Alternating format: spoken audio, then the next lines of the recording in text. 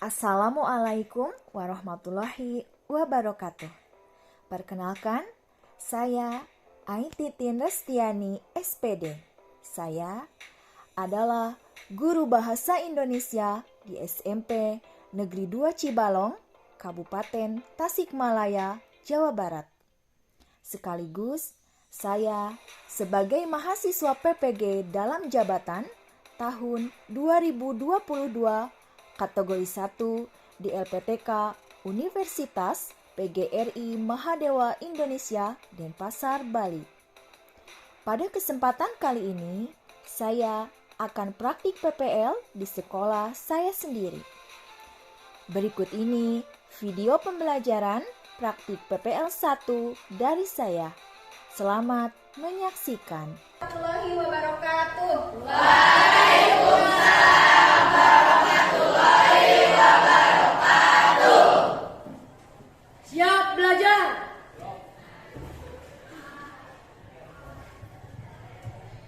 Ya, bagaimana kabar kalian anak-anak? Alhamdulillah, luar biasa. Allahu Akbar. Ya, terima kasih. Baiklah, sebelum pembelajaran dimulai, silakan ketua murid untuk memimpin doa terlebih dahulu. Sebelum belajar, alangkah baiknya kita berdoa dalam hati. Berdoa dalam hati, mulai.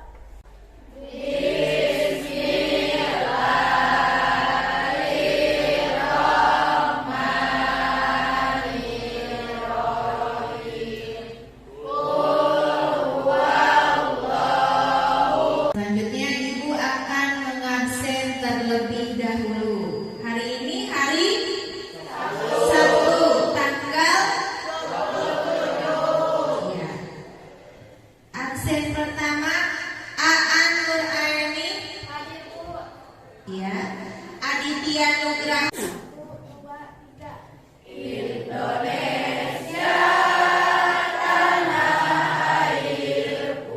Anak-anak, rasa nasionalisme itu harus dipupuk dan ditanamkan pada generasi penerus bangsa, ya, mulai dari anak-anak sampai generasi muda.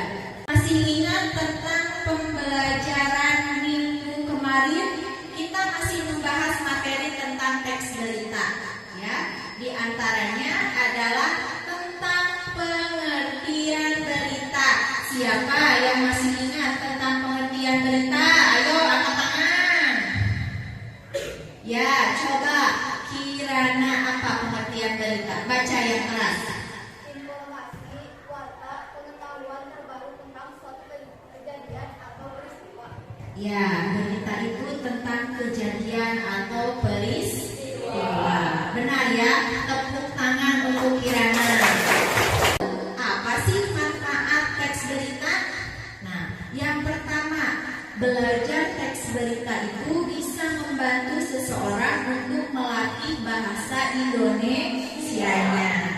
Hal ini dikarenakan karena teks berita menggunakan kata baku baik dan benar. Ya, menganalisis struktur berita meliputi kepala berita. Yang kedua, peserta didik dapat menganalisis struktur berita meliputi tubuh berita. Yang ketiga, peserta didik dapat menganalisis struktur berita meliputi ekor berita. Dan yang keempat, peserta didik dapat menganalisis kaidah kebahasaan teks berita. Struktur berita itu ada 3 bagian. Kalian bisa lihat di layar. Di sini ada yang disebut dengan piramida terbalik. Di buku paket juga ada. Silakan kalian cari buku paket ya. Yang pertama adalah kepala berita atau lead. Yang kedua tubuh berita. Dan yang ketiga ekor berita. Nah, kepala berita itu berisi tentang informasi yang penting, ya, yang meliputi ke-6 unsur berita tadi, yaitu adik simbah. Dan yang kedua tadi ada tubuh berita. Tubuh berita juga sama, berisi informasi yang penting. Biasanya ini dari pertanyaan atau jawaban dari pertanyaan mengapa. Dan yang ketiga ada yang disebut dengan ekor berita. Ekor berita ini maksudnya informasi yang tidak penting yang tidak ada hubungannya dengan judul berita. Ada yang dimaksud dengan kaidah kebahasaan teks berita. Yang pertama ada yang disebut dengan kata baku ya. Nah, di dalam teks berita ini ada yang disebut dengan kata baku dan tidak baku. Kalau kata baku itu kata yang sesuai dengan Kamus Besar Bahasa Indonesia yang telah disempurnakan ya. Yang kedua, ada yang disebut dengan kalimat langsung. Ada kalimat langsung, ada kalimat tidak langsung. Kalau kalimat langsung biasanya ditandai dengan tanda kutip ya. Artinya itu orang sedang berbicara ya. Kalau kalimat tidak langsung berarti sebaliknya. Yang ketiga, ada yang disebut dengan konjungsi bahwa atau kata penghubung bahwa. Yang ketiga ada kata kerja mental.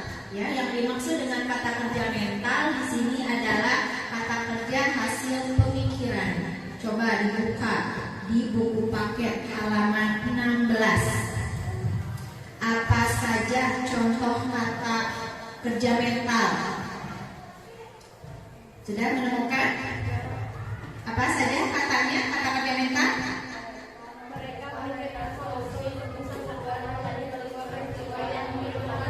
Ya, ada kata memikirkan, terus membayangkan, berpraduga, berasumsi. Nah, itu contoh kata kerja mental. Yang selanjutnya ada keterangan waktu dan tempat. Kalau menanyakan waktu berarti menunjukkan menunjukkan waktu berarti menunjukkan apa? Biasanya apa? Jam berapa? Pukul. Sudah mengerti? Iya, terima kasih kalau sudah mengerti.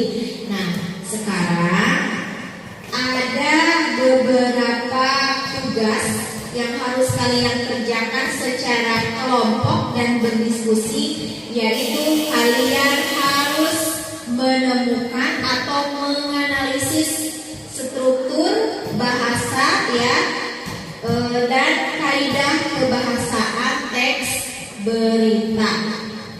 Silakan duduk berkelompok dengan kelompoknya masing-masing.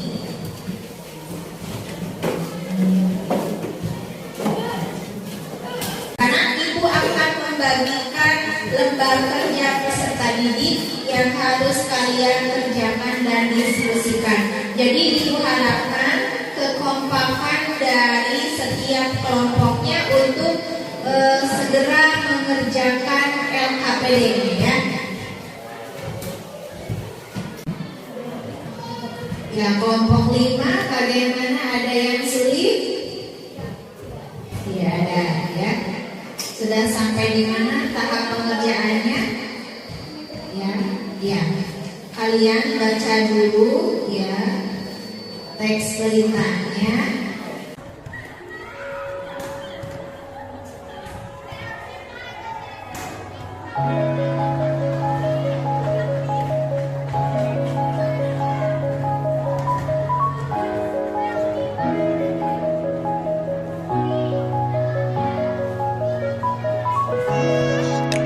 Kepala berita, paragraf 1. Paparan isi, hujan deras mengguyur kota Bekasi, Minggu tanggal 24 bulan Januari tahun 2021. Nanda Rahmawati, Camat Pondok Gede, mengatakan bahwa banjir merendam 6 kecamatan, yaitu Bekasi Barat, Bekasi Selatan, Jati Asih, Medan Satria, Pondok Gede, dan Rawalumbu. Ketinggian air berkisar antara 10 hingga 120 cm.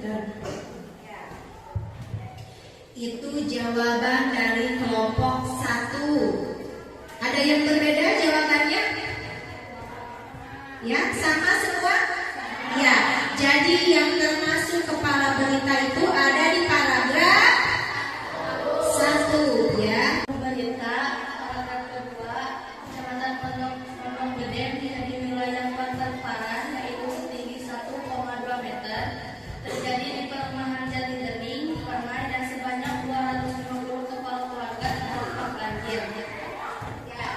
Ya, itu jawaban dari kelompok 2 tentang tubuh berita. Ada yang berbeda jawabannya? Ya, berarti untuk tubuh berita ada di paragraf nomor 2. Silakan kelompok 3, Cahyati presentasikan untuk jawaban kelompoknya.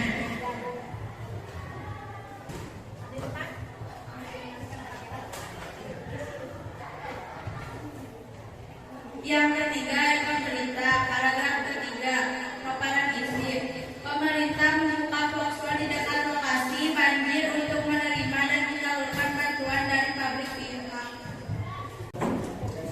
Nah, untuk soalnya kalian bisa lihat di depan. Ada 5 pertanyaan, ya. Jawablah pertanyaan berikut dengan benar dan tepat. Nomor 1, jelaskan struktur teks berita tentang orientasi berita. Yang kedua, jelaskan yang termasuk ke dalam struktur berita. Yang ketiga, apa yang kamu ketahui tentang kalimat langsung dan tidak langsung, lalu berikan contohnya. Yang keempat, jelaskan fungsi keterangan waktu dan tempat dalam teks berita. Dan yang kelima, tulislah sebuah berita tentang peristiwa alam dengan memperhatikan struktur berita dan kaidah kebahasaan. Kita akan melakukan refleksi dan menarik kesimpulan dari pembelajaran yang sudah kita laksanakan. Ya. Karena Ibu mau bertanya, apakah kalian senang belajar materi teks berita? Apakah materinya mudah dipahami? Ya. Kalau begitu, silakan kalau ada yang mau bertanya, kalau ada yang masih bingung tentang struktur dan kaidah kebahasaan teks berita. Ada yang bertanya? Sudah paham? Kalau sudah paham, berarti kalian dapat menentukan kesimpulan dari materi pelajaran hari ini. Coba, siapa yang mau membuat kesimpulan? Coba, email.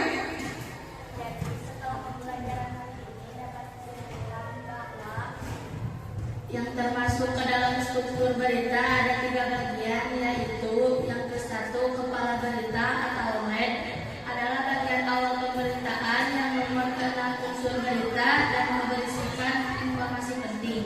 Yang kedua, badan atau tubuh berita adalah struktur yang memuat informasi penting yang berupa penjelasan dari kata mengapa. Yang ketiga, ekor berita adalah struktur yang memuat informasi tidak penting dan tidak memiliki kaitan langsung dengan judul berita.